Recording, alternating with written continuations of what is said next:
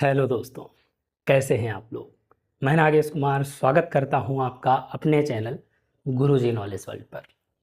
और I hope सब लोग अच्छे होंगे, अच्छे से पढ़ाई कर रहे होंगे और प्रिपरेशन सभी की अच्छी चल रही होगी। और अभी तक जो भी मैंने पढ़ाया है, जो क्लासेस मैंने आपको डिलीवर की हैं, वो आपको सब अच्छे से समझ में आ रही होंगी। और इसमें आपको पता है कि मैं वर्ब का सेशन ले रहा हूँ और वर्ब में मैंने बहुत सी क्लासेस ली हैं, काफ़ी सारी क्लासेस हो चुकी हैं और हर एक क्लास को आप अच्छे से पढ़ रहे होंगे। मैंने आपको वर्ब पढ़ाया, उसके टाइप्स पढ़ाए और उसके बाद में एक है फाइनाइट वर्ब पढ़ाई, नॉन फाइनाइट पढ़ाई, फाइनाइट में ऑक्सल प्राइमरी वर्ब्स पढ़ाई, ऑक्सिलरी वर्ब पढ़ाई, मॉडल वर्ब्स पढ़ाई आपको। ठीक है, नॉन फाइनाइट वर्ब्स पढ़ाई, उसके टाइप्स पढ़ाए कि नॉन फाइनाइट में क्या क्या होता है। ठीक है, जेरेंड पढ़ाया, इन्फिनेटिव पढ़ाया, इन्फिनेटिव की अलग से क्लास भी ली, बेयर इन्फिनेटिव, 2+V1 और पार्टिसिपल पढ़ाया, तो पार्टिसिपल में भी। और अब उसी में पार्टिसिपल का ही पार्ट एक होता है, उसमें छोटा सा और है, उसको आज बताना है। तो उसमें और क्या आता है, क्या और थिंग्स हो सकती हैं पार्टिसिपल में, आइए देखते हैं।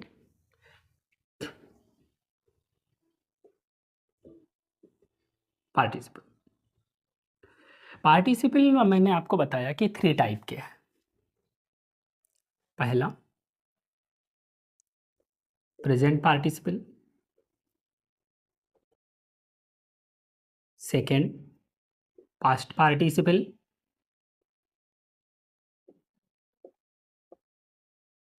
और थर्ड आता है perfect participle.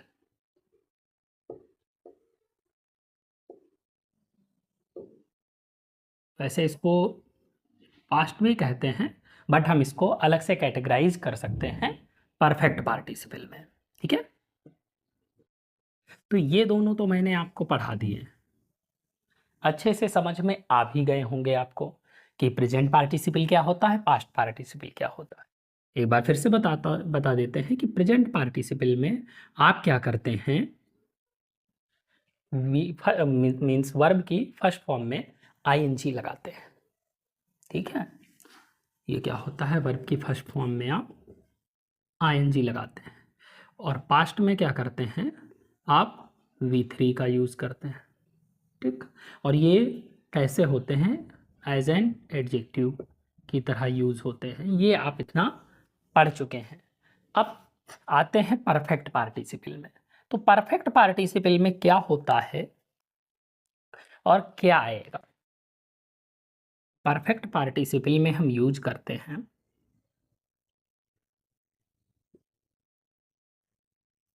Having plus V3। ठीक है, ये एक्टिव में होता है और इसी के पैसिव में हम यूज करते हैं having been plus V3।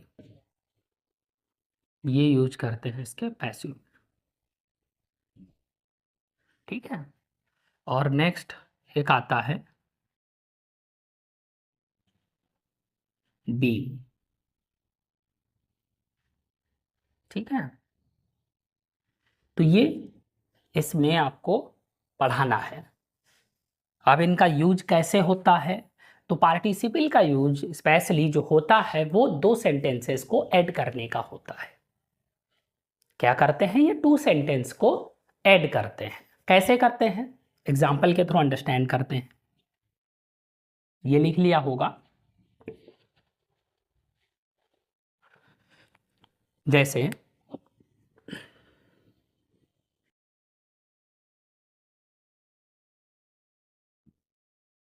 I have taken the breakfast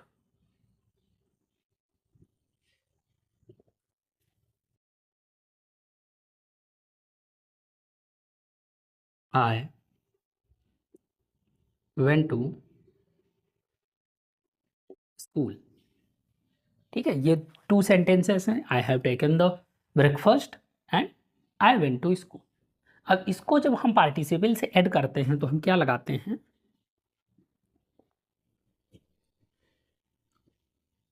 having taken the breakfast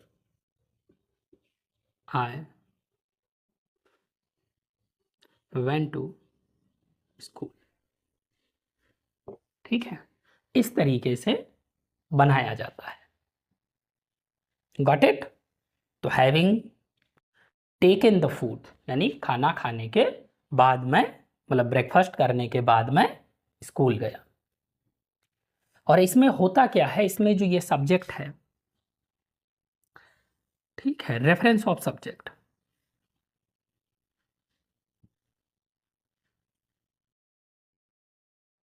ये सेम होना चाहिए। ठीक, देखिए दोनों रेफरेंस ऑफ सब्जेक्ट क्या है, सेम होना चाहिए, यानी एक ही होना चाहिए। अगर ये अलग अलग हो जाएंगे तो सेंटेंस क्या होगा, गलत होगा। जैसे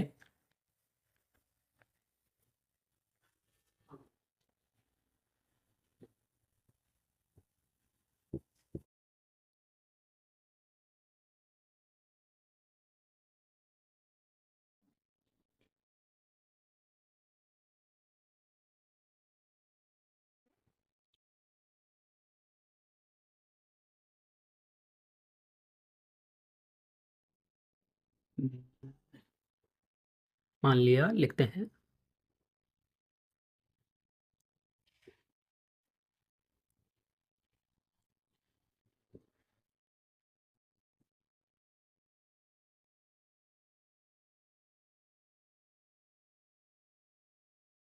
picnic. Being a pleasant day we went for a picnic. अब यहां देखिए, क्या ये राइट है? नहीं, क्योंकि जो भी हमने आपको बताया उसमें क्या बताया कि रेफरेंस ऑफ सब्जेक्ट क्या है, सेम होना चाहिए। यहाँ रेफरेंस ऑफ सब्जेक्ट क्या आ रहा है, वी आ रहा है। तो we being a pleasant day, क्या वी यानी हम प्लेजेंट डे हो सकते हैं? नहीं हो सकते। We went for a picnic, तो यहां पर प्लेजेंट डे हम तो नहीं हो सकते। तो रेफरेंस ऑफ सब्जेक्ट हमने क्या बताया, सेम होना चाहिए। फर्स्ट थिंग, अगर कोई पर्सन है, करता है, तो वो क्या होना चाहिए, सेम होना चाहिए। और अगर सेम नहीं है तो यहां पर क्या लगेगा, क्योंकि यहां पर ये वर्किंग वर्ब तो नहीं है। अगर एक्शन हो रहा है तो एक्शन में सेम होना चाहिए, क्योंकि एक्शन वर्ब कोई ना कोई पर्सन करेगा, तो दोनों काम सेम पर्सन करेगा। लेकिन ये क्या है, ये एक्शन तो नहीं हो रहा है, डे है। और डे, वेदर, इनके लिए हम क्या यूज करते हैं, इनके लिए हम यूज करते हैं इट। क्या यूज करते हैं, इट का यूज करते हैं। तो यहां पर हम क्या लगाएंगे, इट लगाएंगे।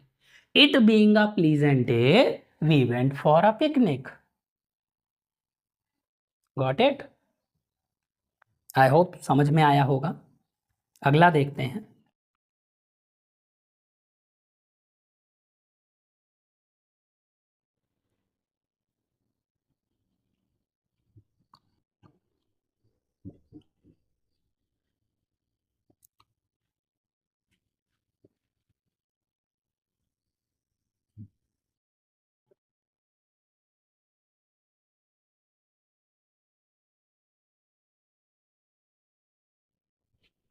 Having taken the gun he shot the tiger.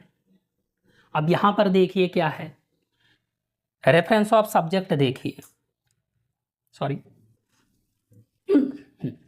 Having taken the gun he shot the tiger.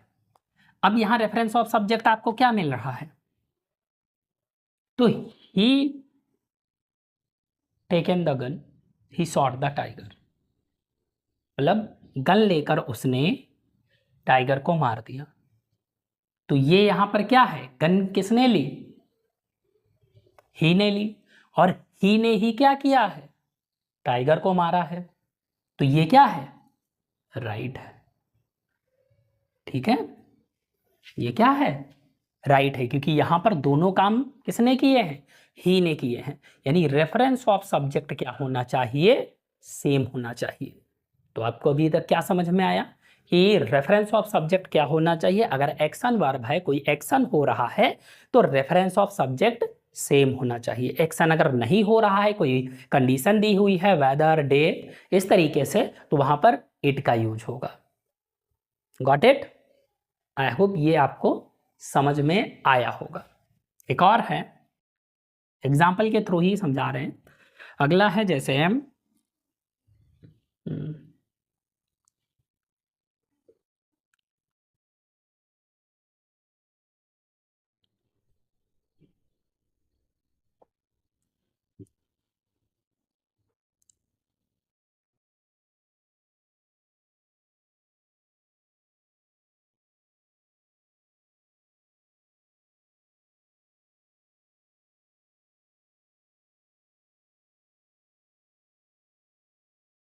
having passed through the forest, a snake bit him।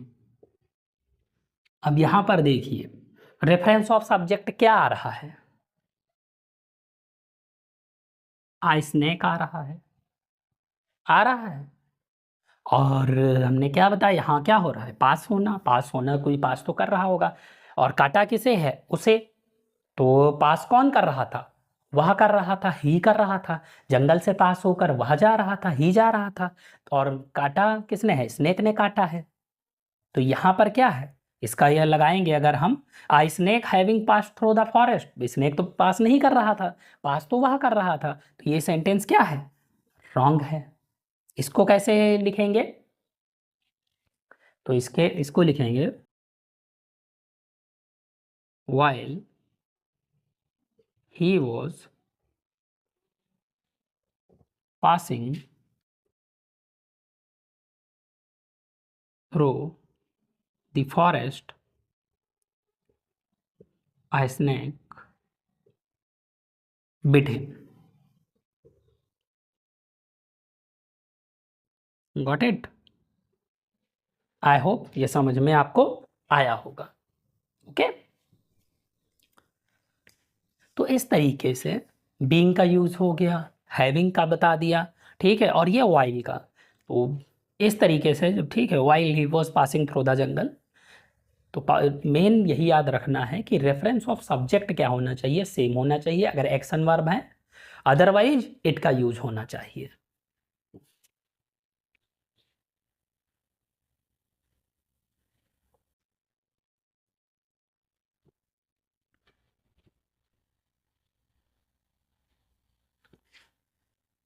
I hope इतनी चीज़ें आपको अच्छे से समझ में आई होंगी।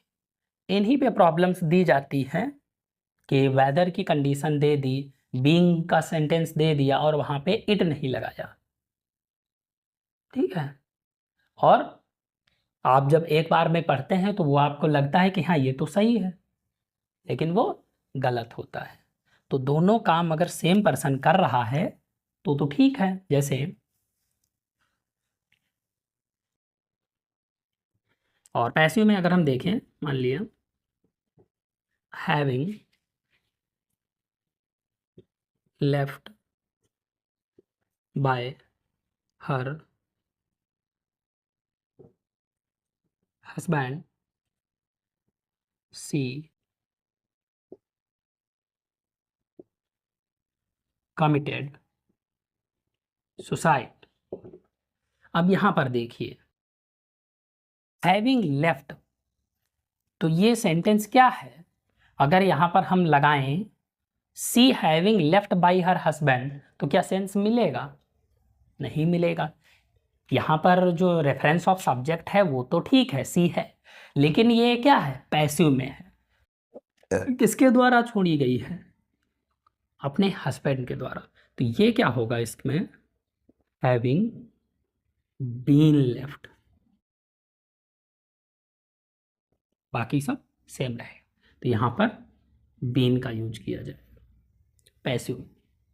ठीक है, उसके पति के द्वारा वो छोड़ दी गई, इसलिए उसने क्या किया, सुसाइड कमिट कर लिया। Got it? आई होप ये समझ में आया होगा।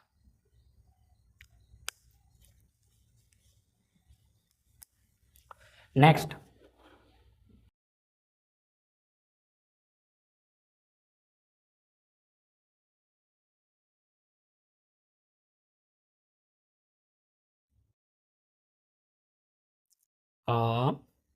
जैसे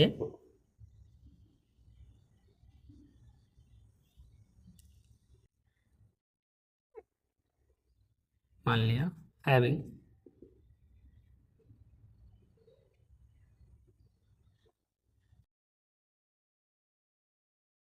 come to her husband the glass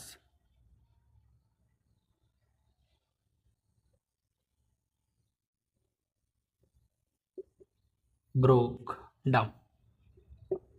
ठीक है, मतलब टूट गया। तो having come to her husband, अपने पति की तरफ आते हुए, ग्लास, तो यहाँ सब्जेक्ट ऑफ रेफरेंस, ठीक है, रेफरेंस ऑफ सब्जेक्ट क्या है, ग्लास से, तो ग्लास तो गलत है, कौन आ रहा था, या मान लिया यहाँ पे द ग्लास, ठीक है, हेल डाउन बाय हर, ऐसे कलेक्शन, ठीक है, उससे गिर गया, तो आ कौन रहा था, वो आ रही थी, फिर हर हस्बैंड लगा हुआ है, मतलब सी की बात कर रहा है, तो कौन आ रहा था, सी आ रही थी, तो she having come to her husband the glass fell down by her. तो इसको भी जब इस तरीके से होता है तो हम क्या करते हैं, वाइल का यूज करते हैं, यानी आते हुए, जब भी ऐसा सेंस आएगा, while coming to her husband, और वाइल सीधे कमिंग नहीं लिखेंगे, कौन आ रहा था, while she was coming to her husband, अब सही होगा, coming to her husband the glass fell down by हर।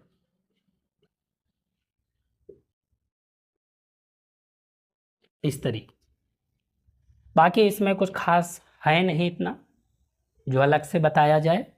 यही चीज है कि परफेक्ट पार्टिसिपल में आपको तीन ही चीजों को याद रखना है। एक, हैविंग, जब भी एक काम खत्म होके दूसरा काम स्टार्ट होता है तो क्या हम यूज करते हैं, हम यूज करते हैं हैविंग प्लस V3 का, having finished my lunch I went for a work, finish करने के बाद, having taken my breakfast I went to school, थोड़ा सा गैप होता है, तुरंत तो नहीं, मतलब ऐसा है खाना खाएंगे उसके बाद में हाथ धुलेंगे, बैग लेंगे, फिर स्कूल जाएंगे, तो ऐसा थोड़ा सा गैप होता है। लेकिन कुछ ऐसी वर्ब्स होती हैं जो अचानक की जाती हैं, ठीक है, तो उनमें जिसमें डिफरेंस ना हो तो क्या करते हैं, जैसे seeing the tiger he ran away, तो ऐसे सेंटेंस में यहां पर देखिए, सीइंग द टाइगर, टाइगर को देखते ही फिर आप रुकेंगे नहीं, क्या उस समय आप रुक के सोचेंगे कि भागूं ना भागूं, नहीं, वहां पे तुरंत भागना होता है, तो जो काम तुरंत होता है उसमें सिर्फ वर्ब में आईएनजी लगा के यूज कर दिया जाता है, seeing the tiger he ran away. और यहां पर भी देखिए सब्जेक्ट ऑफ रेफरेंस क्या है, ही है, टाइगर को कौन देखेगा, वो देखा, इसीलिए वो भागा। तो यहां पर भी क्या है, सब्जेक्ट ऑफ रेफरेंस सेम है क्योंकि यहां एक्शन हो रहा है। तो एक मेन थिंग याद रखनी है कि रेफरेंस ऑफ सब्जेक्ट आपको देख लेना है कि क्या है, बस उसी के हिसाब से आपको करेक्ट इनकरेक्ट पता चल जाएगा। अगर एक्शन वर्ब है तो subject, reference of subject same होगा, और अगर एक्शन नहीं है तो इट का यूज होगा, ठीक है। आई होप ये सारी चीजें आपको क्लियर हो गई होंगी। और प्रेजेंट और पास्ट तो मैं पहले ही आपको क्लियर कर चुका हूं, अच्छे से समझा चुका हूँ। तो ये इतनी सी ही क्लास थी आपकी, और छोटी सी क्लास थी कि पार्टिसिपल के बारे में ही आपको थोड़ा सा चीज़ें बतानी थी, और इतना काफ़ी है। बहुत ज़्यादा चीज़ें नहीं, वैसे भी वर्ब में आप बहुत कुछ पढ़ चुके हैं, सब क्लियर हो चुका है। ये हो गया। अब सिर्फ आपकी एक चीज़ बची है, वो ठीक है, वर्ब की फॉर्म्स। मेन वर्ब मैंने आपको स्टार्टिंग में नहीं बताया, इसलिए कि बाकी चीज़ें आपकी सीरियल वाइज चल रही थी, अच्छे से उनको समझ लें। उसके बाद मेन वर्ब का बहुत ज़्यादा यूज होता नहीं है, मतलब यूज क्या, जो एरर्स हैं वो उतने नहीं, उनमें कुछ ऐसी वर्ब्स हैं जिनकी फॉर्म्स में थोड़ा सा कन्फ्यूज़न होता है, कि कुछ फॉर्म्स ऐसी होती हैं जिनका प्रेजेंट मतलब फर्स्ट फॉर्म और सेकेंड फॉर्म, थर्ड फॉर्म, इनमें डिफरेंस होता है। जैसे फर्स्ट फॉर्म कुछ और, सेकेंड फॉर्म अलग है, थर्ड फॉर्म सेम है, सेकेंड और थर्ड सेम है, सेकेंड और थर्ड अलग हैं। कुछ सेकेंड फॉर्म ऐसी हैं कुछ वर्ब की कि वो सेकेंड भी हैं और फर्स्ट भी हैं, तो उनका मीन्स अलग है। इस तरीके से कुछ कन्फ्यूजिंग वर्ब्स हैं, तो उनको मैं अगली क्लास में डिस्क्राइब कर दूंगा। उसके बाद ये पूरी क्लास वर्ब की ख़त्म हो जाएगी, पूरा सेशन डन हो जाएगा। वर्ब, ये पार्ट्स ऑफ स्पीच का समझ लीजिए सबसे लंबा सेशन है और मोस्ट इम्पॉर्टेंट पार्ट है, क्योंकि वर्ब के अकॉर्डिंग ही हम टेंस को क्या करते हैं, चेंज करते हैं। वर्ब चेंज ना हो तो आपका टेंस कभी चेंज नहीं होगा, कोई फर्क पड़ेगा। हम वर्ब को ही चेंज करते हैं प्रेजेंट, पास्ट और फ्यूचर में। वर्ब ही ऐसी चीज़ है जो आपको बताती है कि कौन सा टेंस है, टेंस को डिस्क्राइब करती है प्रेजेंट, पास्ट, फ्यूचर में, ठीक है। इसलिए वर्ब मोस्ट इम्पॉर्टेंट पार्ट है, और इतनी क्लासेस मैंने ली, पूरी डिटेल में क्लासेस ली हैं, ठीक है। आपको अच्छे से समझ में आया होगा, और आप अगर नहीं आया तो पढ़ सकते हैं। जो लोग क्लासेस को, इन्हीं सारी क्लासेस को लेने के लिए लोग हज़ारों रुपए खर्च करते हैं पेड बैच के लिए या किसी कोचिंग में, वो सारी थिंग्स मैंने आपको यहीं यूट्यूब पे पढ़ाई हैं, और आई होप कि ये सारी थिंग्स आपको समझ में आई होंगी।